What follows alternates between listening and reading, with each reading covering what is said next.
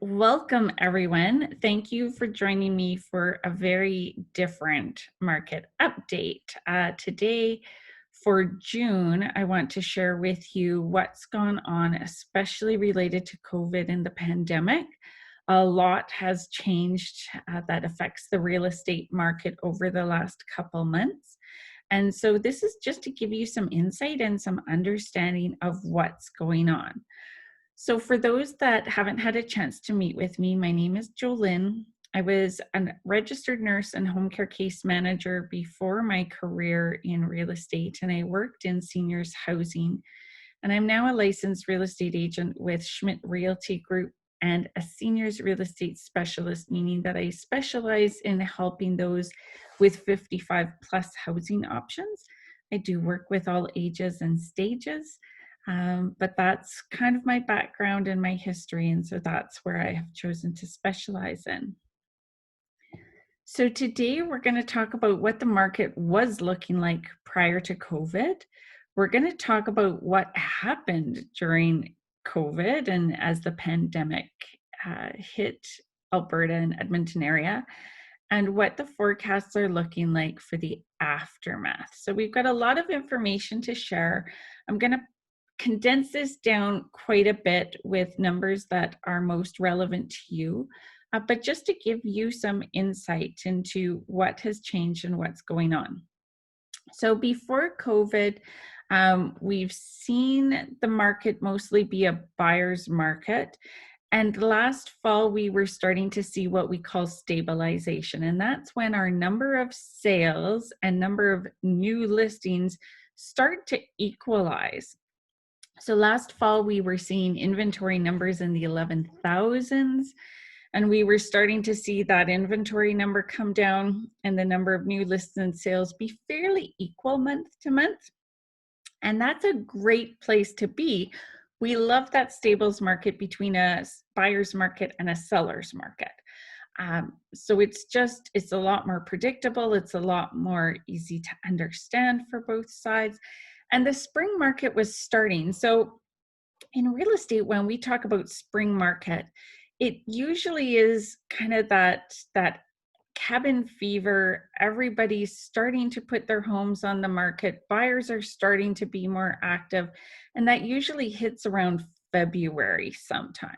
So we were seeing February was starting off fairly quickly. It kind of just changed overnight. One week was slow, the next week was busy.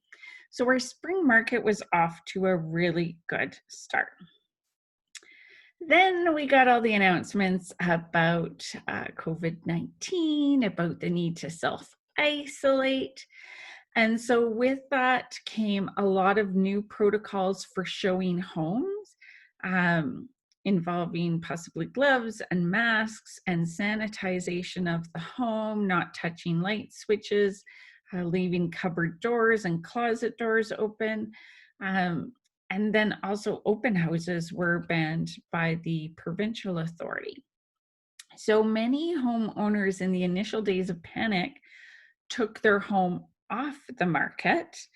And we were seeing very quickly that buyers were staying home following the direction and order and really weren't looking much in the early days.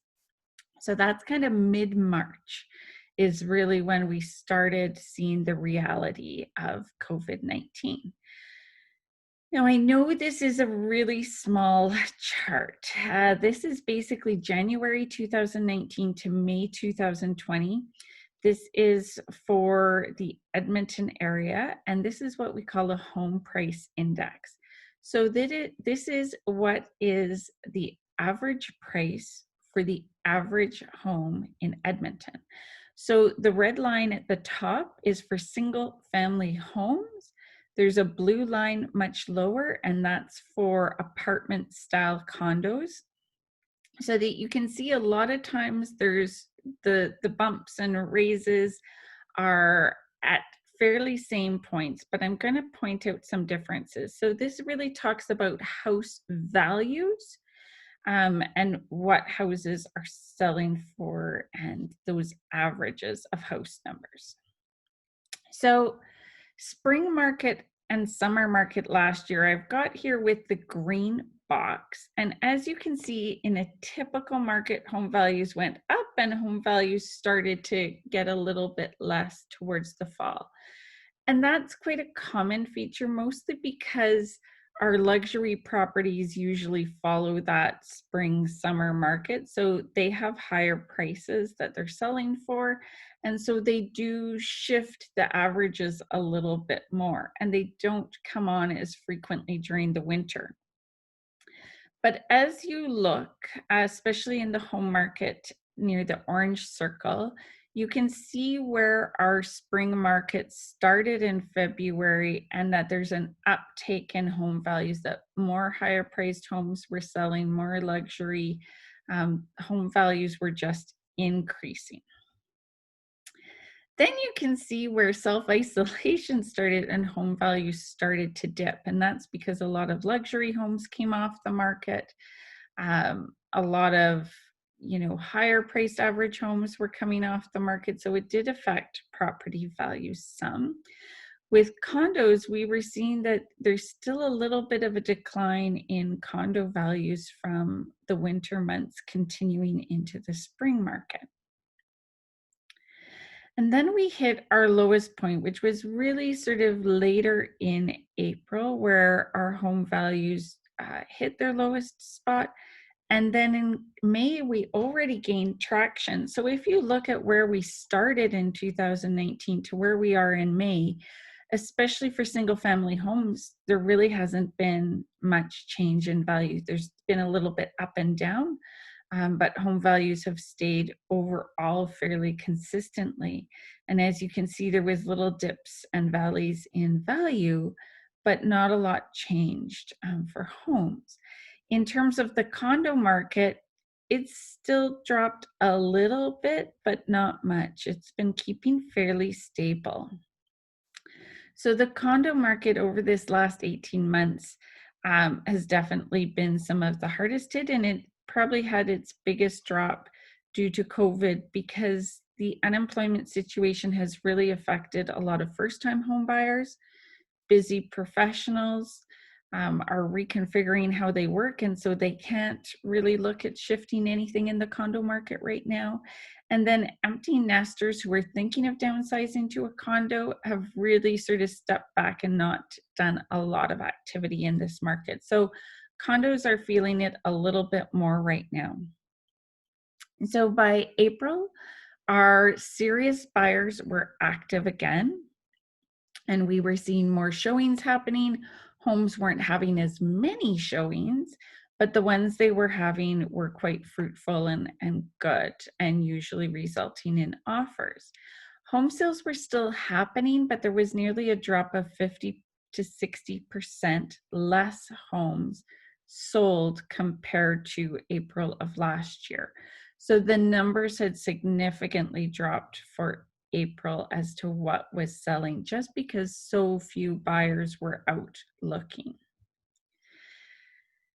Then May hit, and as the government started to release some of the regulations, as people kind of just got used to this new way of being and social distancing and 2 meters apart, the market became quite active. So we were seeing buyer confidence was back. We were seeing many homes go into multiple offers, homes that had been listed for a while.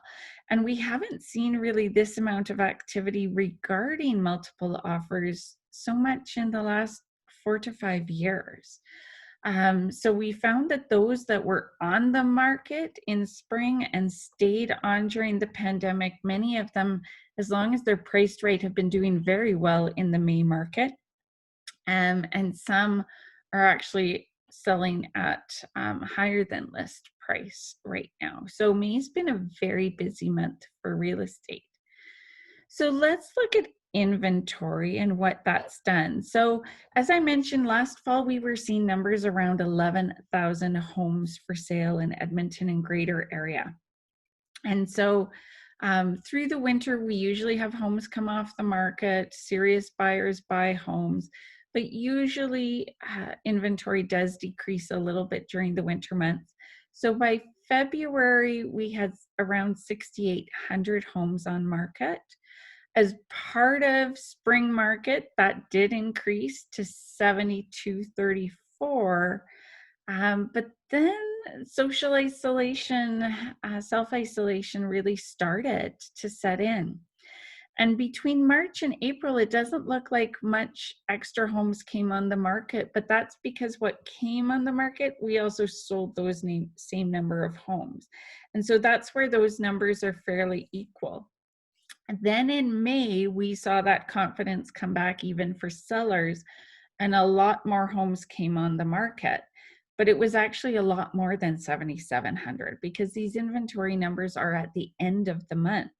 And so I'm going to show you some sales numbers for me that shows you just how busy it's been. So for May, current new listings. So these are new listings that came onto market or those that had taken themselves off the market either due to winter or due to COVID. We had over 2,900 new listings in May. So that's a 61% increase from April. That's huge. So lots of inventory, but we're still quite a bit lower than where we were in May of last year. So the YTD is year to date. So year to date, we've had about 12,000 listings come live in Edmonton and area, and that number is down 21% compared to last year's May. And so although we have inventory, we have a lot lower inventory than we have last year. And that means that buyers are competing and buyers have to get out there quickly for good homes because there isn't the inventory that they're used to for selecting between. In terms of sales, so actual homes that sold in May, 54% higher number of sales than what we had in April. So that just shows you how quiet April was, how very active May was. So we sold 11,000 homes in May. And so when we were already looking at numbers of almost, um, over 2,000 new listings, and over half of those were sold essentially. It does make for a very active market. And again, the number of sales compared to May last year is significantly down, mostly because end of March and April ended up being so quiet. It really did affect year-to-date sales. But that number for month over month really makes it up. So selling prices. So this is in all of Edmonton and area, all types of residential. So in here we mix everything from single family homes to condos to duplexes and townhouses and everything in between. So the average home was selling in May for $354,000. Was the average sale. So that's taking all the sales, dividing them by the number of sales and all of their values. And we see that compared to last year, our selling price was just 4% less. And that's been fairly standard because we knew our prices weren't changing a whole lot over the winter. It had a little bit of a drop affected by COVID, but that's pretty good. The median is a number that us agents love to work with because it's actually taking, instead of adding all the values together and dividing, we actually look for what is the number right smack in the middle. So median, when we can see average and median be fairly close, that's a really good market sign. And so year over year, just 0.8% less on the median. So really, we consider that quite stable. So we know our housing prices haven't changed a whole lot right now. COVID, for those that are on the market or about to get on the market, hasn't really affected what your house is going to sell for. So here are just fun averages and medians for single family condos and duplex and row houses, just in case those numbers more specifically are of interest for you. So duplex and row houses, average and median are quite close together. That's a good sign. With condos, we see a little bit more difference, and that's been fairly standard over the last probably year to 2 years. We've seen that. And then for single family homes, we know that there's just not as many luxury homes on the market, and that's kind of to be expected with what's been going on with COVID.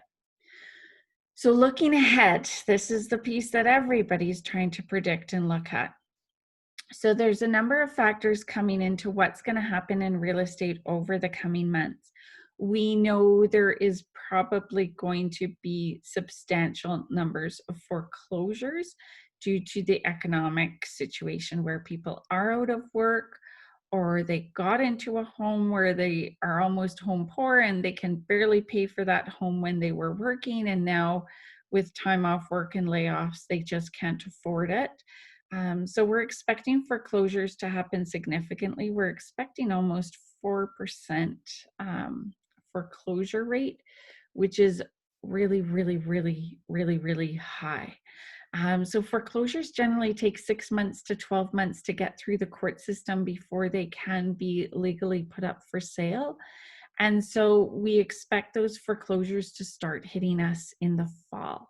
And so we're definitely concerned about that sudden increase in inventory, because now it's going to thrust us into a buyer's market again, where homeowners really need to compete for attention, and there's fewer buyers looking. And so foreclosures are going to have a big impact on what's going to happen. Decrease in oil economy. That's because we are an oil-rich province. Many have been impacted with the low barrel prices. So there's been a lot of layoffs in that sector, and a lot of spin-off economic hardship for other industries that tie into the oil industry. So that may result in even more foreclosures or just stop funds available for spending. There has very recently been some financing announcements, some good, some not so good. So one is that CMHC, that does funding for those first-time home buyers that are putting down less than 20%, has tightened the reins in their lending, so there will be less buyers that qualify. But there is 2 other lenders that also insure those mortgages, and they are not adjusting their programs at this point in time. So it just means that first-time home buyers are probably going to have to go with a B lender instead of a bank lender to get approval for their financing. There is some announcements of some further interest rate reductions to unheard of interest rates. So I've just heard that one of the lenders has reduced their rates down to 1.99. Which means that people will probably be getting mortgages for 2.15, 2.20, which is great. A lot of buyers are going to have an easier time getting into the market. So for those looking at selling, it definitely makes it better.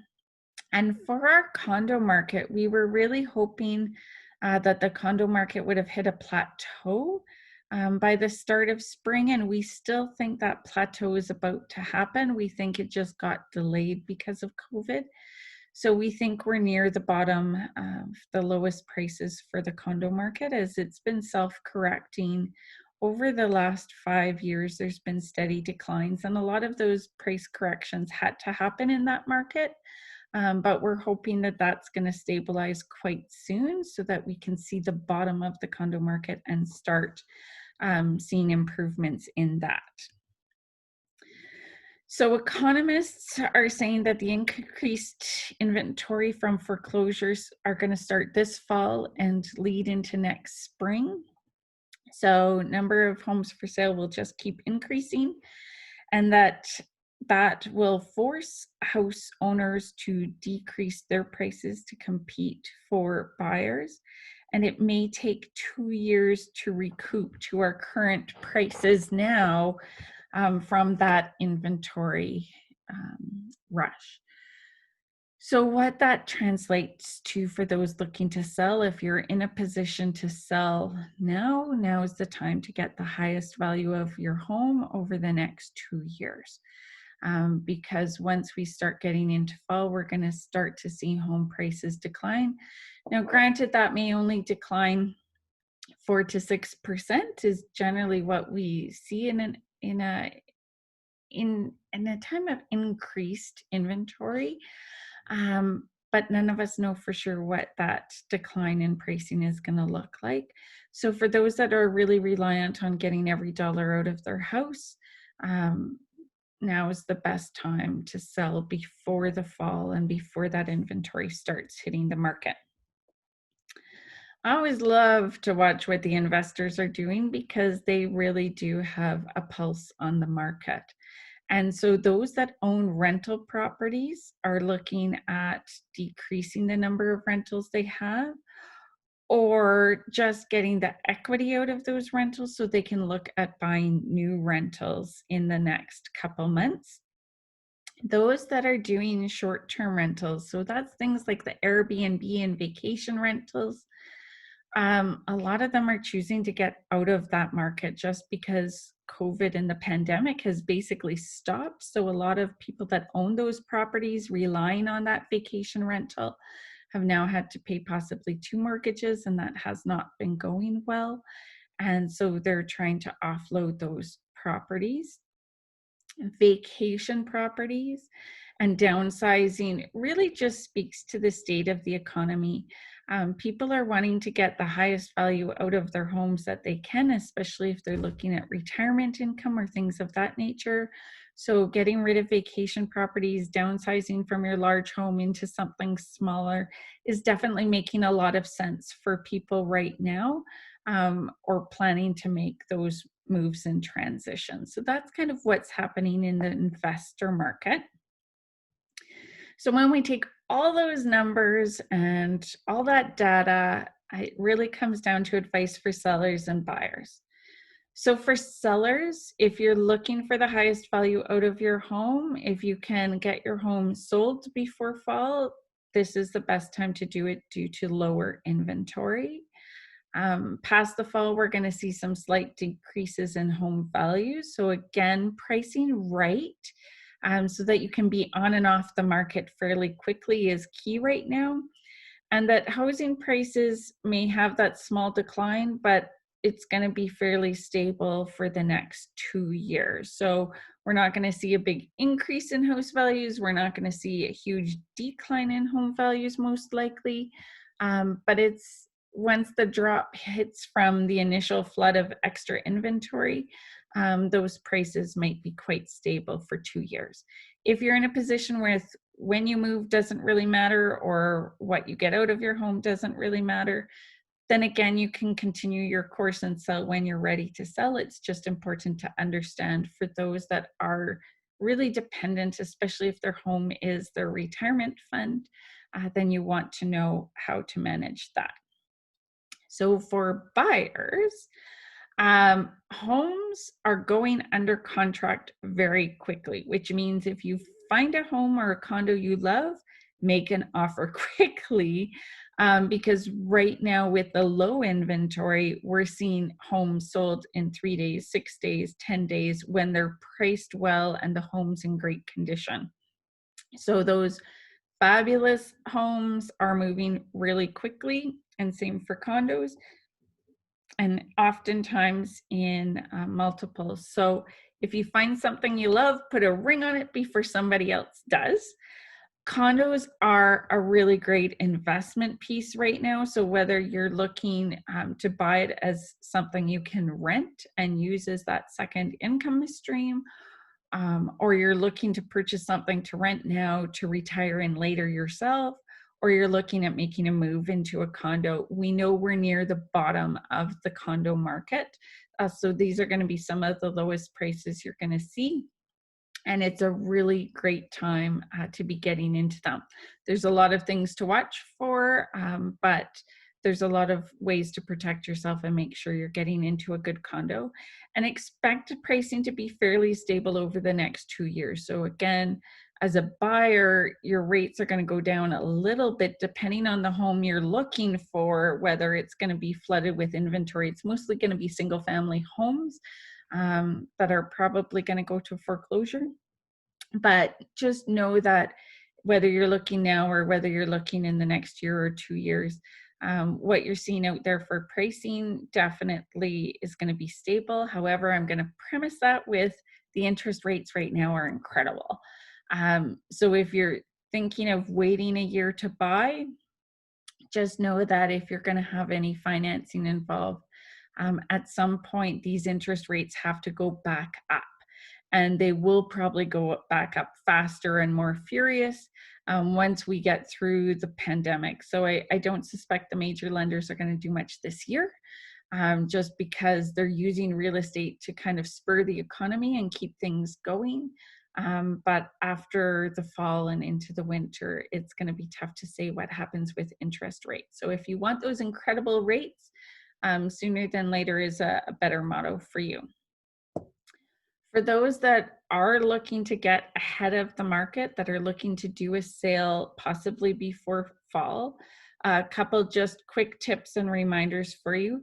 Your home doesn't have to be completely decluttered and ready to go. It needs to be photo ready. So I have many clients right now that we're working to get them on the market as quick as possible. I can do it in as easy as 3 to 4 business days. But if it means shoving things into closets and cupboards and just getting surfaces cleaned off so that we can come in and get the photos done, and then while you're on the market and while you're waiting for your possession date, you can declutter and clean out your home, then do it that way. But get photo ready first. It's that perfect time to be getting great yard photos. So even if you're just getting in the market but not on a rush, we can put 60 and 90-day possession dates so you're still there to enjoy your garden this year. But it's better than getting on the market in fall and we're taking pictures when the foliage isn't that great. So there's definitely advantage seasonally to getting on the market now. The key is really pricing your home right and well for your neighborhood and your market, and to keep any price adjustments ahead of the market. As that inventory starts coming on, you don't want to be waiting too long to do any price adjustments, because then you're chasing the market. We actually want to be ahead of the market. And so I actually coach my clients how we do that. Do you even know what your home was worth before COVID? For my clients, once a year, we sit down and talk about what's going on in their neighborhood and what their home value is. No charge, no commitment. Even if you're not moving, it's something you should always do, because you need to know and be able to respond to what's happening in your neighborhood. And you can't do that when you don't know what your value used to be. So any real estate agent can give you a home value. They're going to do a comparative market analysis to compare actives and solds and all of those sorts of details and the condition of your home to say, if we put it on the market today, what would the price be? And again, that's not what it will be necessarily when you sell, but having that number in the back of your mind is always a good thing to know, so that you can watch how your home value gets affected by things in your neighborhood. I do have a right sizing guide for those that are looking at doing some downsizing. I do have a condo buying guide. So if any of those resources are important to you or necessary for you, you can most certainly reach out to me by phone, email, text, whatever works, and I can either email or mail these 2 free documents to you. And then I've got all of my contact information here, so that if you have questions, there's never a charge to talk to me. There's never a charge for me to come and do a consultation about what it would take to get your home on the market, find out its value. Or if you're a buyer, there's never generally a charge for my services. So as a buyer, I help set you up with search criteria so that you can decide exactly what you're looking for and be able to keep a lookout, get those email updates as soon as something hits the market, so you can get viewing and seeing them quickly, especially right now. So in just a moment, I'm going to turn off the recording and I'll open the floor up to any more questions you have.